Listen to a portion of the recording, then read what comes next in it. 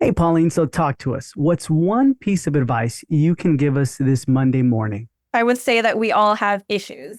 Interesting. Can you expand on that a little bit more? What do you mean? In any business, we all have the same exact issues. And the sooner you will admit that you have issues and identify them, we can discuss them and we can solve them. Okay. So then many practice owners feel they have challenges that are one of a kind, right? At what point did you realize that the issues you were facing were not unique to your practice? And then how did this change your approach to solving those issues? When I started joining different groups of other dentists, other practice owners, and a lot of the Facebook groups were really helpful, I just started seeing a trend where people were posting the same questions, the same issues, the same problems. And grateful for this community, right? But what I was finding was some of these groups can become where people are just coming in to vent and they weren't necessarily actually solving issues. So that's when I started noticing that, okay, it's the same recurrent problems. And I grew up where my parents owned businesses.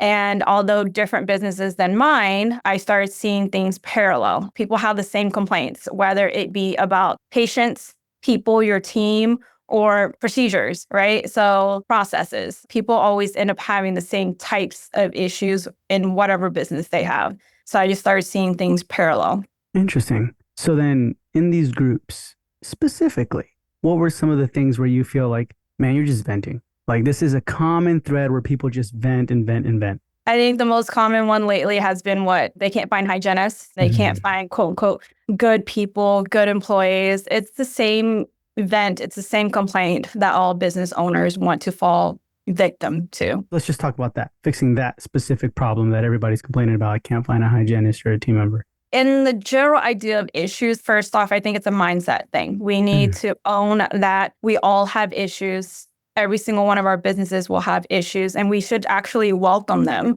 And we should foster a culture where your team can openly talk about issues, right? It's not a safe environment to bring things up, then you're just going to have an ongoing nagging to-do list or unresolved issues. And that's just going to slow down the growth of your business.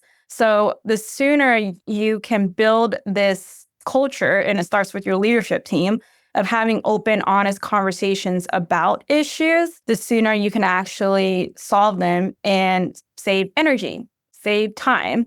So when it comes to issues, there are three main steps that we take here at Le Donald Spa, and we learned it from the book Traction. So first step is you want to identify the issue. And really, every single business, there's really three main types of issues. It's either going to be a true problem that actually needs to be solved, or it can be information that needs to be communicated or agreed upon by the team, or an idea or an opportunity that needs feedback, brainstorming, or insight, right? And once you actually identify the issue, then you can move on to the next step where you discuss it. This is where you're probably going to spend the most time in your meetings is discussing the actual issue.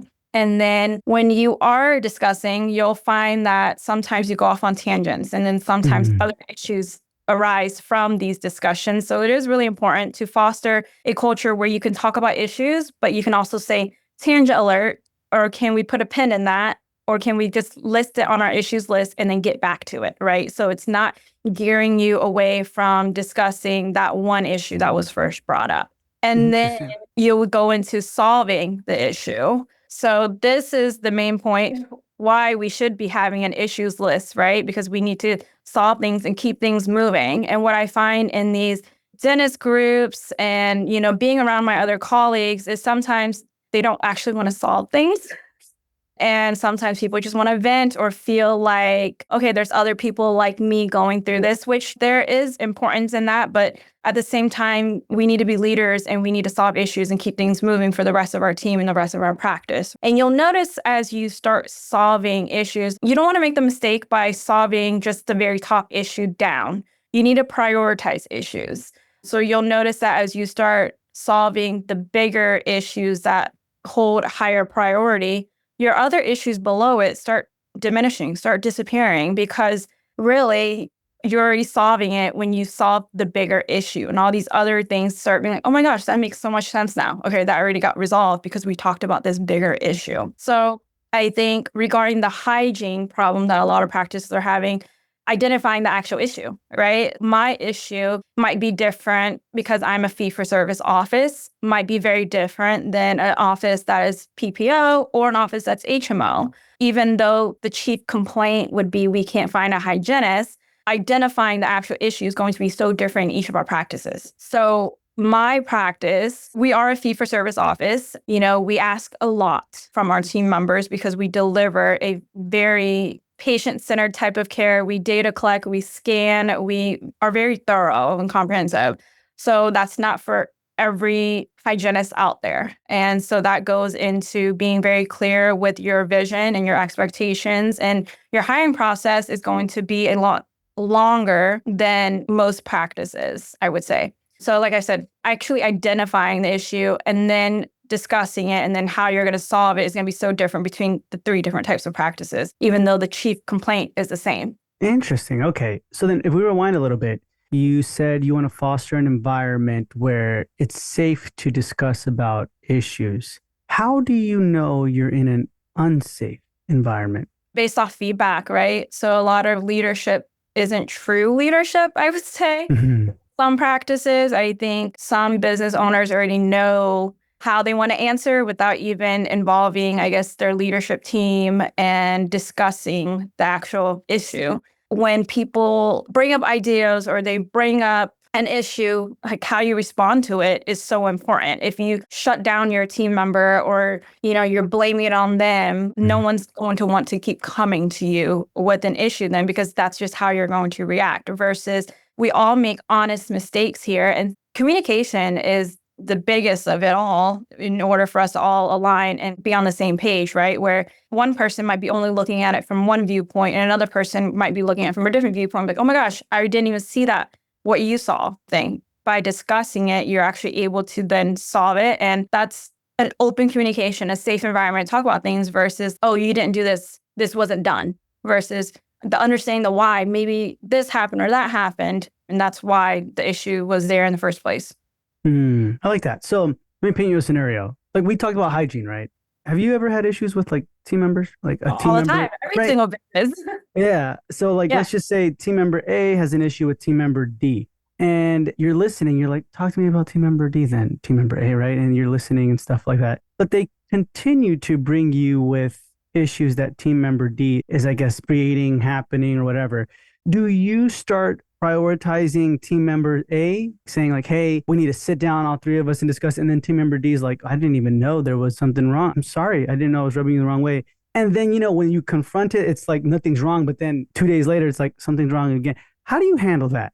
The first example you gave where team member A is listing all these issues they're having with team member B, right? And then you're asking, do we put us all three together to resolve these issues? I think you're making it now a personal problem versus every week we have department meetings and every team member is to bring an issue to the meeting. And we have in our ClickUp a list, it's our quote unquote issues list. And it may not necessarily be an issue. Like I said, it may just be an announcement. It may just be a discussion that we want to have that we are trying to resolve. If you don't feel comfortable bringing it to that meeting where it could be discussed, whether it's operations meeting, sales meeting, admin meeting, then it doesn't really sound like it's a company issue then.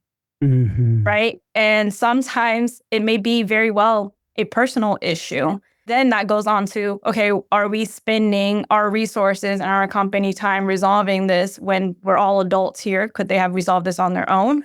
Or is this actually a true company issue? If it's a true company issue, now what department does that lie under? And what department is tackling that issue then? That makes a lot of sense. So then if it's a personal issue, though, isn't that just as much as a red flag? Because it's like, hey, there's no unity in the team. What the heck? How do you handle that? So that now goes into like the people portion of your business, right? Like I said earlier, there's going to be like your patients, your people, and then like your processes. So now you're now going into the people portion, which is your team members, your employees. So that goes back to having the right people. So what does that mean? We use the people analyzer here, and including me, the business owner. You should Mm-hmm. have your employees also rate you and analyze you as well. So they have to align with our core values. You have to define the metric that you want to analyze people on for that. We only have 3 core values, so you have to have all of them, not just 2 out of 3 or Mm-hmm. 1 out of 3. So it has to be a plus or minus there, and we need pluses there. And then it goes from core values. It's either you get it, you want it, or you have the capacity to do it. And that's just now analyzing the person, right, in Mm-hmm. that position. And that will then start resolving a lot of that. And then you're able to remove that personal aspect out of it. So like when we have leaders who are onboarding and training, and I see them getting frustrated with team member B, I ask them to start dissecting down. Is it any of the core values that they're having issues with? Or is it they get the assignment, they get the job, they get the expectations, but do they want it? Some people don't want it, right? Going back to hygienist position in my practice, we scan every single patient here. Not every hygienist wants to do that. And that's okay. Mm-hmm. But we need to know that when we're hiring, right? And then do they have the capacity to do it? Okay, if I'm asking them to take x-ray, scan, 2D photos, am I giving them enough time in their appointment slot to do that? So that just now allows you to start dissecting all the different compartments of it versus just taking on this, oh, this person doesn't want to do their job or they're not doing a great job. And then they start taking things personally, or she's giving me an attitude when I'm asking her to do this, right? It's Mm-hmm. okay, well, maybe they didn't get it. Did we lay out clear expectations of needing a scan on every single patient? Did we lay out clear expectations that I expect an updated scan every year? Was that on us? Did we clearly convey that? Did we communicate that? Okay, if they get it, we communicate all that. So that part is checked off. Now, do they want it? And that was where we identified the issue here. The hygienist did not want to do that. Mm-hmm. So then it comes down to that. It's not, oh, she's giving me attitude when I ask her to scan. That becomes personal, right? Mm-hmm. Mm-hmm. No, So that makes a lot of sense. So then one of the last questions I wanted to ask you is when you guys are discussing the issue and you mentioned that a lot of times we go on tangents, right? And you're like, hey, tangent alert. Does that make the issue list grow? Is it a never ending? So there has to be a time limit for sure. So our Uh-huh. meetings every week are only an hour. We start with a segue, personal best, business best, 5 minutes. And then patient employee headline, 5 minutes. And then rocks review, 5 minutes. And then our issues list, the bulk of your meeting is going to be that issues list. And like you said, when you start going off tangents, it keeps growing. But you're not just like adding to your issues list and expecting to tackle it that meeting. So throughout the week, for instance, let's say suction is down in room 4, we're not just like panicking and alerting the rest of the team, this is the issue. If it's something that needs to get resolved, but it can wait until the weekly meeting, put it on the issues list, and we know that it's going to be spoken about during our weekly meeting. So that issues list is constantly growing, but it's also constantly getting resolved. And when we onboard people, we also have them like, hey, go through our issues list that we've solved in the past, because the questions that you're having probably have already been asked and Mm-hmm. we've already discussed it and we've solved it. So go through and read all that, because the same issues you're having, we once had as well. Awesome, Pauline. I appreciate your time. And if anyone has further questions, you can definitely find her on the Dental Marketer Society Facebook group, or where can they reach out to you directly? My Instagram, Dr. Pauline Lee. All right, that's going to be in the show notes below. And Pauline, thank you so much for being with me on this Monday morning episode. You're so welcome. Happy Monday.